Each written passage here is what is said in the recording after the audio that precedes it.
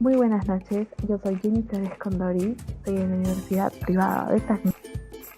Hoy hablaremos sobre el régimen económico y el régimen tributario y presupuestario. Listo, comencemos.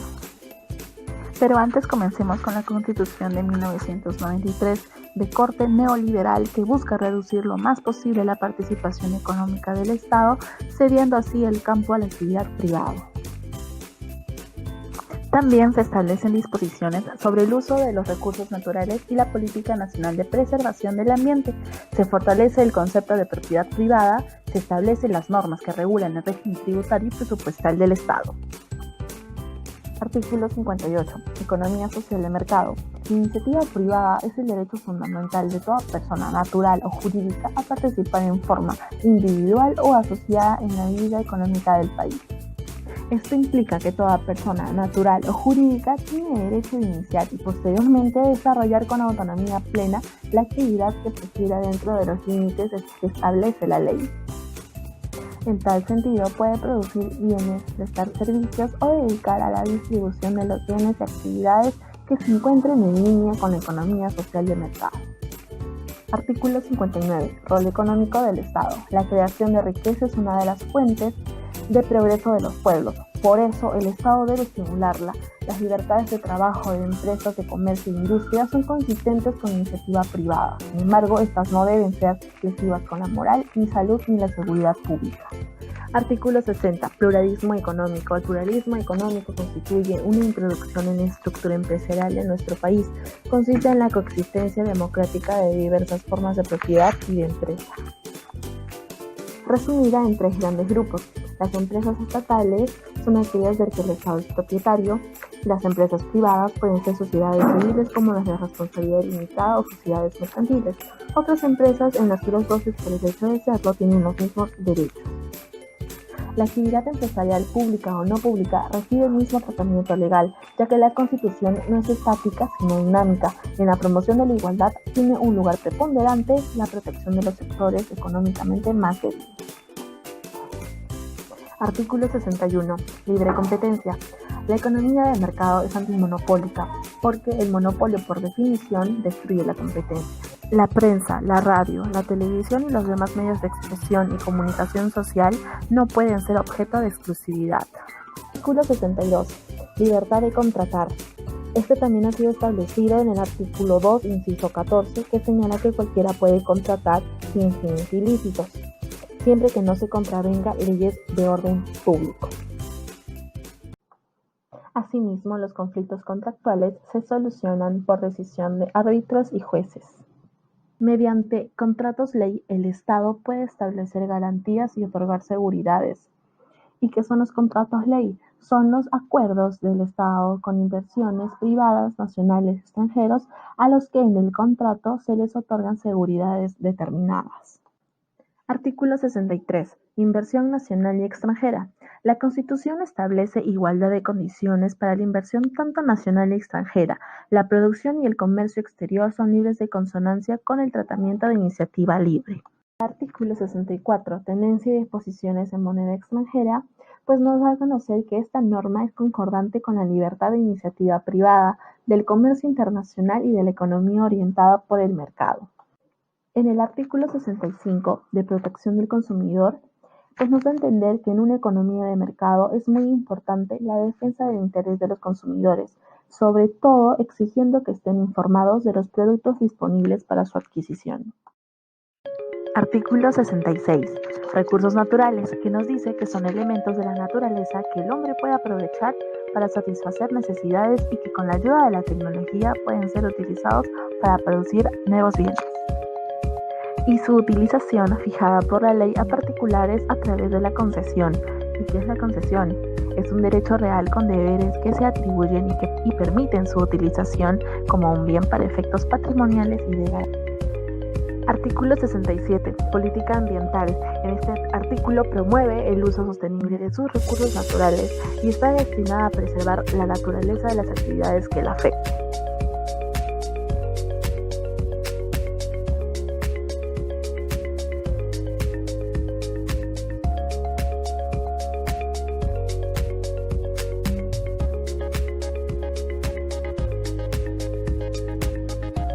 Artículo 69. Desarrollo de la Amazonía. El Estado promueve el desarrollo de la Amazonía con una legislación adecuada. Asimismo, está obligado a la conservación de la diversidad biológica y de las áreas naturales protegidas. Artículo 70. Inviolabilidad del derecho de propiedad. De acuerdo a nuestra Constitución, el derecho de propiedad es inviolable y el Estado lo garantiza. Se ejerce en armonía con el bien común y dentro de los límites de la ley. Formas de adquirir la propiedad. Una es por ocupación, por adhesión, por ministerio de la ley. También sería por contrato, por herencia y por prescripción. La Constitución también señala que la propiedad es inviolable con una sola excepción, la expropiación. Requisitos para la expropiación: prueba legal de su utilidad, necesidad de tomar la propiedad particular, justiprecio de la cuota y minimización de su valor. Artículo 71. Propiedad de los extranjeros. Los peruanos y los extranjeros son iguales en cuanto al derecho de propiedad, con excepción de que los extranjeros no pueden adquirir propiedad dentro de los 50 kilómetros de la frontera. Artículo 72. Restricciones por seguridad nacional. Mediante ley, el Estado establece temporalmente restricciones y prohibiciones específicas para la adquisición, posesión, explotación y transferencia de bienes. Artículo 73. Bienes de dominio y uso público. Son aquellos cuyo uso es de todos, entre ellos calles, plazas, caminos, muelles, en sí todas las obras que han sido hechas para brindar servicios públicos.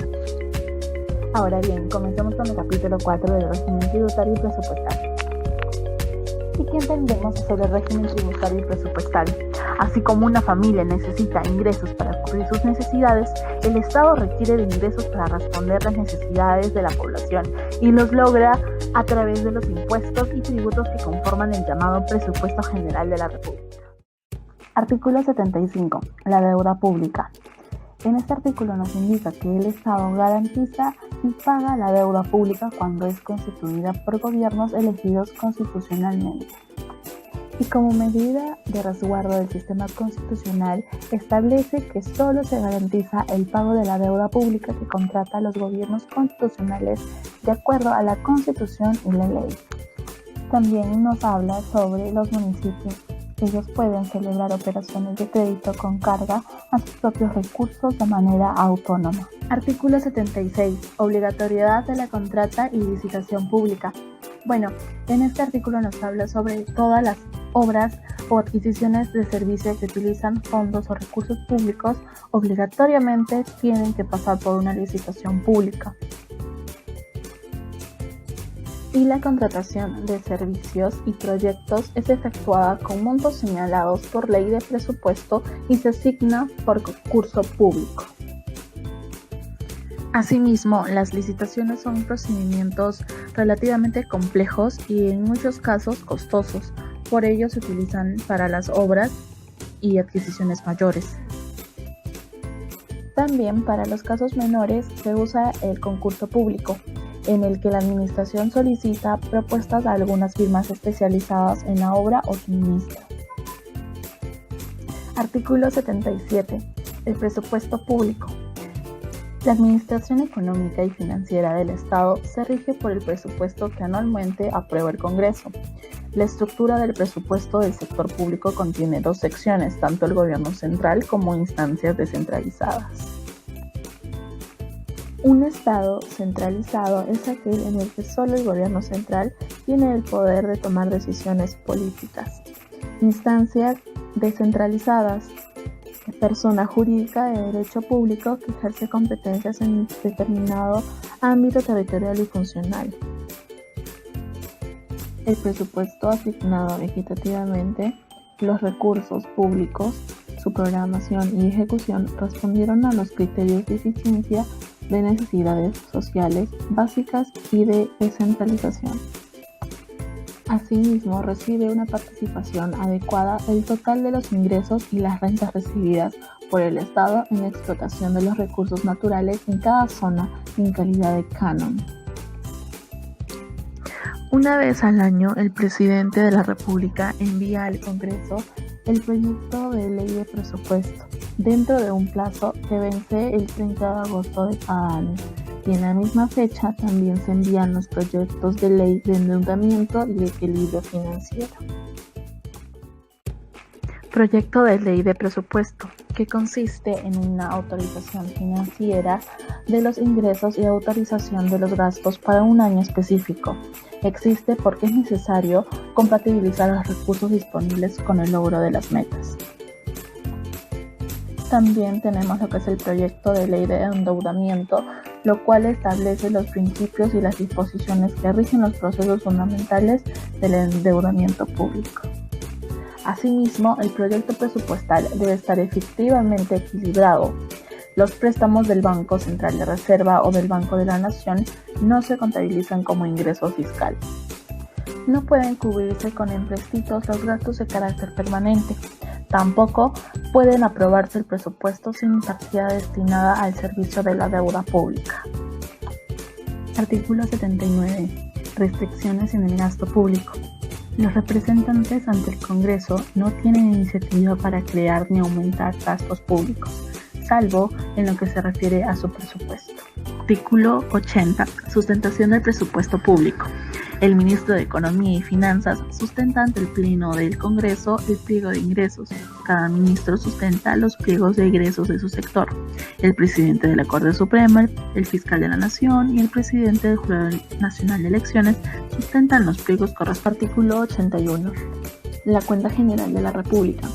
¿Qué es esto? Es un instrumento de gestión pública que contiene información y análisis de los resultados presupuestarios, financieros, económicos, patrimoniales y de cumplimiento de metas e indicadores de gestión financiera en la actuación de las entidades del sector público. Asimismo, va acompañada del informe de auditoría de la Contraloría General, que es remitida por el presidente de la República al Congreso en un plazo que vence el 15 de noviembre del año siguiente a la ejecución del proceso. Luego, la cuenta general es examinada y dictaminada por una comisión revisora dentro de los 90 días siguientes a su presentación. Luego, el Congreso se pronuncia en un plazo de 30 días. Si no se llegase a pronunciar, se eleva el dictamen de la comisión revisora al Poder Ejecutivo. Artículo 82. La Contraloría General de la República. Es una entidad descentralizada de derecho público que goza de autonomía conforme a su ley orgánica. Supervisa la legalidad de la ejecución del presupuesto del Estado, de las operaciones de la deuda pública y de los actos de las instituciones sujetas a control. Así pues, el Contralor General es designado por el Congreso a propuesta del Poder Ejecutivo por 7 años. Puede ser removido por el Congreso por una falta grave. Ok, una vez terminado de hablar sobre el régimen económico de nuestro país, vamos al título 4 de la estructura del Estado, capítulo 2 de la función legislativa y capítulo 3 de la formación y promulgación de leyes. Artículo 113. Leyes especiales y retroactividad, derogación y abuso de derecho. En este artículo nos dice que pueden expedirse leyes especiales porque así lo exige la naturaleza de las cosas, pero no por razón de la diferencia de personas. Asimismo, nos dice que ninguna ley tiene fuerza ni efecto retroactivo, salvo en materia penal cuando favorece al reo. También nos dice que la ley se deroga solo por otra ley. Queda sin efecto por sentencia que declara su inconstitucionalidad. Nos dice que la Constitución no ampara el abuso de derecho, aquella situación que se produce cuando el titular actúa de modo tal que su conducta concuerda con la que concede la facultad, pero su ejercicio resulta contrario a la buena fe, moral, buenas costumbres o fines sociales. Artículo 104. Delegación de facultades al Poder Ejecutivo. El Congreso puede delegar en el Poder Ejecutivo la facultad de legislar mediante decretos legislativos sobre la materia específica y por el plazo determinado establecidos en la ley autoritativa. Asimismo, no pueden delegarse las materias que son indelegables a la Comisión Permanente. Los decretos legislativos están sometidos en cuanto a su promulgación, publicación, vigencia y efectos a las que las mismas normas se rigen para la ley. El presidente de la República da cuenta al Congreso o a la Comisión Permanente de cada decreto legislativo. Artículo 105. Proyectos de ley. Ningún proyecto de ley puede sancionarse sin haber sido previamente aprobado por la respectiva comisión dictaminadora, salvo excepción señalada en el régimen del Congreso. Tienen preferencia del Congreso los proyectos enviados por el Poder Ejecutivo. Artículo 106. Leyes orgánicas. Son mediante estas leyes orgánicas que se regula la estructura y el funcionamiento de las entidades del Estado previstas en la Constitución, así como también las otras materias cuya regulación por ley orgánica está establecida en la Constitución. Estos proyectos de ley orgánica se tramitan como cualquier otra ley. Para su aprobación o modificación, se requiere el voto de más de la mitad del número legal de miembros del Congreso.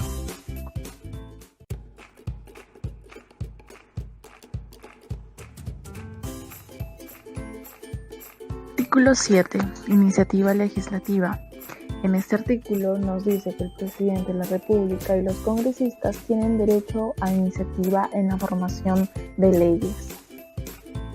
También tienen el mismo derecho en las materias que les son propias los otros poderes del Estado, las instituciones públicas autónomas, los gobiernos regionales, los gobiernos locales y los colegios profesionales. Asimismo, lo tienen los ciudadanos que ejercen el derecho de iniciativa conforme a ley.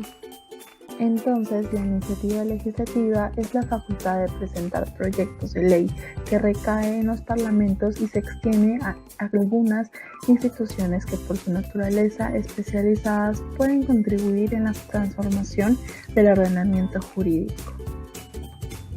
Características de la iniciativa legislativa. 1. Se constituye un derecho fundamental y un instrumento elemental para el Estado democrático de derecho. 2. Es colectivo porque requiere la adhesión de un conjunto de ciudadanos. 3. Es una institución de la democracia participativa. 4.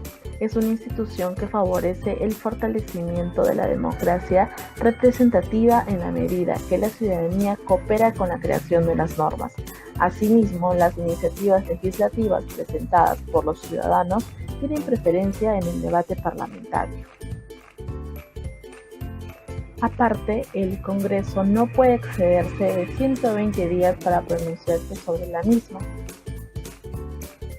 Artículo 108. Promulgación de las leyes. En este artículo nos dice que la ley aprobada, según lo previsto por la Constitución, se envía al presidente de la República para su promulgación dentro de un plazo de 15 días. En caso de no promulgación por el presidente de la República, la promulga el presidente del Congreso o el de la Comisión Permanente, según corresponda. Si el presidente de la República tiene observaciones que hacer sobre todo o una parte de la ley aprobada en el Congreso, asimismo, reconsiderada la ley por el Congreso, su presidente la promulga con el voto de más de la mitad del número legal de miembros del Congreso. Etapas del procedimiento legislativo.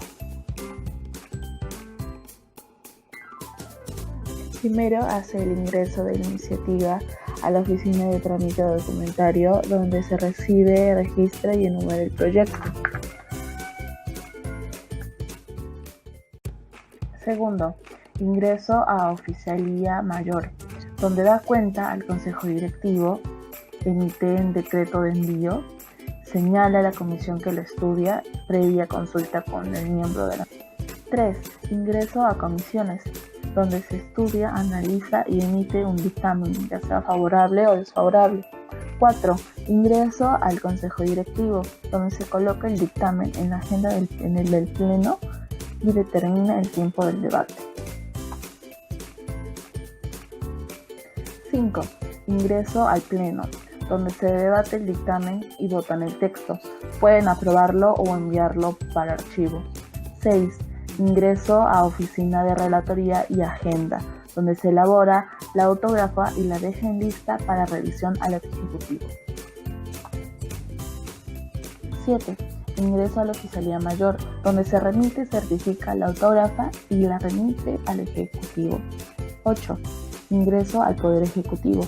Promulga y ordena la publicación de la ley o la observa y vuelve al Congreso. 9. Ingreso al Diario Oficial El Peruano para su publicación en normas legales. Por último, tenemos lo que es ya puesta en vigencia desde el día siguiente de su publicación, salvo disposición distinta a la ley. Eso ha sido todo. Muchas gracias.